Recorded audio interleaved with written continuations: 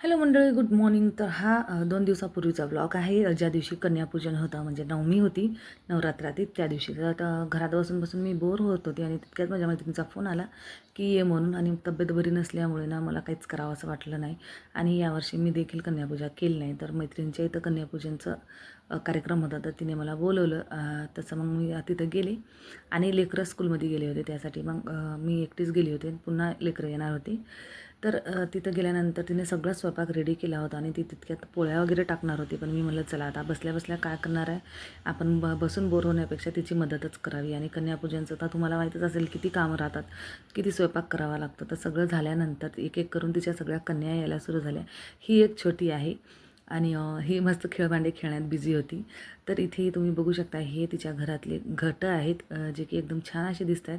आणि नैवेद्याचं ताट पण वाढून घेतलं होतं. लगेच आता कन्या जेवायला बसणार होत्या, त्याची आम्ही सगळी तयारी करून घेतल्या होत्या. आणि सगळ्या कन्यांना ताट वगैरे वाढले आणि ते सगळे जेवायला बसले. आणि कन्यापूजन केल्यानं खरंच घरात सुख समृद्धी येते असं म्हणतात. तर त्याचा प्रोग्राम चालू होता इथं.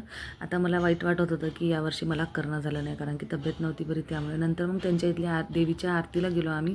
आरती वगैरे केली आणि नंतर मग संध्याकाळी कारभारी म्हणले चला, म्हणले तुम्हाला आपल्या शहरातली सगळ्या देव्यांचे दर्शन करून आणतो. म्हणून मग आम्ही इथे आलो. तर ही मानाची देवी आहे आणि तिथे गेलो आम्ही. सर्वप्रथम तर इथे इतकी छान रांगोळी काढली होती ना, स्वच्छ भारत अभियान दरम्यान सगळ्या रांगोळ्या काढल्या गेल्या होत्या आणि छोट्या छोट्या मुलींनी काढल्या होत्या आणि खूप सुंदर अशा रांगोळ्या होत्या.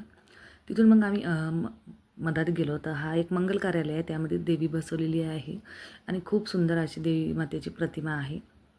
त्यासाठी आम्ही गेलो होतो. तर इथे बघू शकता तुम्ही, चिंटू माझ्यासोबत नेहमीच राहतो. तर सर्वात आधी आम्ही दोघेच होतो आणि ही आहे आई भगवतीची मूर्ती. आणि खूप सुंदर अशी मूर्ती होती दुर्गादेवीची. तिचे दर्शन वगैरे घेतले, थोडेसे फोटोज वगैरे काढले आणि लगेच आम्ही दुसऱ्या ठिकाणी आलो. ही एक आहे. तर इथे पण आम्ही दर्शन वगैरे घेतले आणि ही पण खूप सुंदर अशी मूर्ती होती. आम्ही एकाच दिवसात नाही नाही म्हणलं तरी 10-12 ठिकाणच्या देव्यांचे दर्शन घेतले. 15 वर्ष झाले हातगावमध्ये. तर पहिल्यांदाच मी असं बाहेर निघाले होते देवी वगैरे पाहायला. इतके दिवस कारभारी कधीच घेऊन गेले आणि सर्वात जास्त आवडलेली मूर्ती म्हणलं तर ही मला खूप आवडली होती. त्यानंतर ही एक देवीची मूर्ती आहे, तिथं पण दर्शन घेतले. त्यानंतर ही एक, अशा करून आम्ही 10-12 ठिकाण दर्शन घेतले. नंतर मग घरी आलो. आता तेवढ्या सगळ्या तुम्हाला दाखवणं शक्य नाही, म्हणून एक एक छोटेसे क्लिप टाकले.